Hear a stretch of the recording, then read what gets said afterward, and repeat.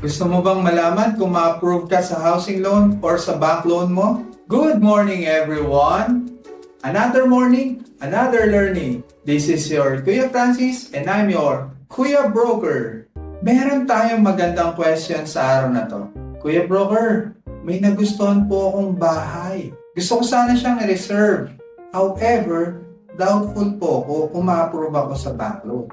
Lalo na, non-refundable ang reservation fee. Ito ang mga common questions sa pagbili ng property kung ikaw ay bank loan term. For this vlog, magpo-focus po ko sa bank loan term kasi yun po ang mas kabisado ko. Kaya please, panoorin mo ng buo ang video na to para mataas ang chances mo na ma-approve ka sa bank. First step, bago ka mag-reserve or magpa-approve sa bank, tanong po muna natin if nakatie up ang property sa bank. Kasi na-check at na-due diligence na po ni bank yung property. Pag may problem, ang property at ang seller, hindi po pwedeng matayap yan. At ang maganda pa, pag nakatayap ang property, you can avail the 20% down payment and 80% bank loan. Sa iba, mas malaki pa po ang pwede nilang ma-loan at mas low ang down payment. Pero kung ang property ay hindi po nakatayap sa bank, may mga hingin tayong documents kay seller. Pero before tayo manghingi ng documents kay seller, alamin po muna natin ang mga reasons kung bakit hindi na-approve sa housing loan. Number 1, collateral documents at yung property. Pag ito po ang case, kahit nakapag-reserve ka na, you have the right to refund it in full. Kasi ang may problem, si seller po or ang kanyang property. Pero kung napanood mo na yung video ko kung paano mag-conduct ng due diligence, malalaman mo na agad kung may problema ang property. Usual na problem sa property ay encroachment. Pero ang usual na problem sa collateral documents ay, number 1, usually may lease pendants or may demanda ang property. Number 2, hindi pa na-segregate yung title at tax declaration ng property. Third, iba na pala ang owner ng property, like na-foreclose ng bank or ng government yung property. Then binibenta pa pala sa'yo. Kaya very important po ang due diligence. Next, yung buyer side, i-check po natin yung ating sarili. Ito naman po yung mga common causes ng disapproval sa buyer side. Letter A, if meron po kayong bad debt sa loan or credit cards. If yes, for sure, nakatag po kayo sa CMAP as high risk. At more likely, madi-disapprove po sila. Kaya better, before applying, you secure a certificate or clearance sa bad debts po nila. Makiusap na rin kayo sa bank or sa loan institution na ipatanggal yung name nyo sa CMAP kung fully paid na naman po sila. Letter B, kung tayo ay merong criminal case, lalong-lalo na po yung bouncing check or fraud, kailangan po nila ng clearance sa court kung saan na-file po ang case nila. Kung hindi po tayo magkakaroon ng clearance, for sure, disapprove din tayo sa bank. Letter C, if meron pong marital problem. Nakakalungkot, we really encounter clients na hindi legally separated. Kaya sa mata po ng batas, they are still married. And since they are married, kailangan mag-sign ng ex-partner ng loan documents at more likely may sama po ang name niya sa title. If they are in good terms at willing naman mag-sign ng ex-partner, at okay naman sa iyo, for the benefit of the children ng house, make sure na walang bad debts or criminal case at may existing loan ang ex-partner nila. Kung may existing loan naman po, let me discuss it sa next item. Advice lang po, you cannot declare na single po sila because the bank will request for the recent certificate of no marriage or senomore. In choosing our loan term sa bank, or any loan institution, may required na monthly or annual income. Your monthly amortization must be 40% of your gross monthly income. If married po sila, combined monthly income po. Sa COE or sa Certificate of Employment na ipapasa nila sa bank, sabihin po nila sa HR or Finance Department, isama na po lahat ng mga incentives and allowances nila. I'll give you a sample for this.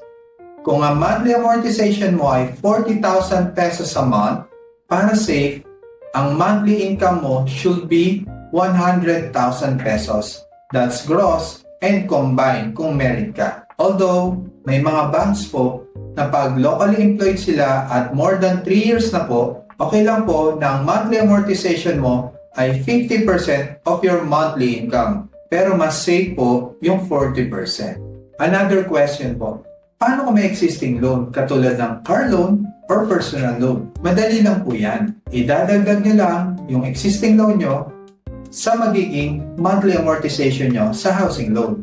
Bigyan ko po kayo ng sample. If ang car loan nyo ay 20,000 a month, then ang estimate housing loan amortization nyo ay 40,000 a month, you will just add 20,000 plus 40,000 is equals to 60,000 pesos. Then you divide it by 0.4. Then makukuha nyo po ang total na 150,000 pesos, which will be your monthly required income. If nalilito sila, i-comment mo lang yan down below at mag-computan tayo. Letter E. If you are employed, dapat po regular ang status natin sa company at dapat continuously employed ka sa company for at least 2 years. Pag business or self-employed naman po, dapat meron po silang DTI or SEC, BIR registration, 3 years ITR, and business permit. This will show na operational sila at profitable ang kanilang business for at least 3 years. Next po, the borrower should be 21 years old or not over 65 years old. If malapit na sila mag 65 years old, nakabase ang loan period nila kung ilang years po sila mag 65 years old. Sample, kung 60 years old ka na, 5 years to pay na lang ang housing loan mo. Dahil 5 years na lang ang housing loan mo, medyo may kalakihan na po ang ating monthly amortization at ang ating required monthly income. Paano kung ang property ay hindi nakataya sa bangko? So there are 2 sets of property na kailangan po natin ma-acquire. Isa manggagaling sa buyer at isa manggagaling sa seller. Sa seller side, ito pa mga kailangan natin documents. Number 1, photocopy of the title. Number 2, photocopy of tax declaration for land. Third, authority to conduct verification po ng property. Fourth, kung meron pong lot plan, tax map, at vicinity map, malaking tulong po ito.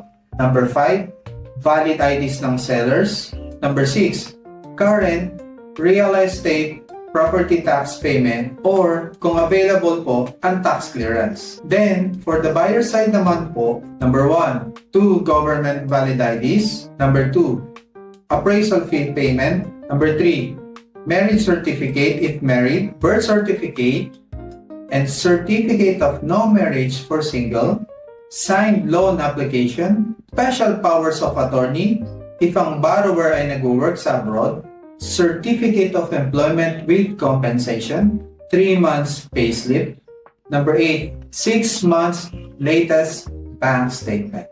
Then, pag ang borrower naman po ay business or self-employed, ang kailangan niya po ay 2 valid government ID, appraisal fee payment. Number 3, marriage certificate if married. Then, if single ka, kailangan po ng birth certificate and certificate of no marriage.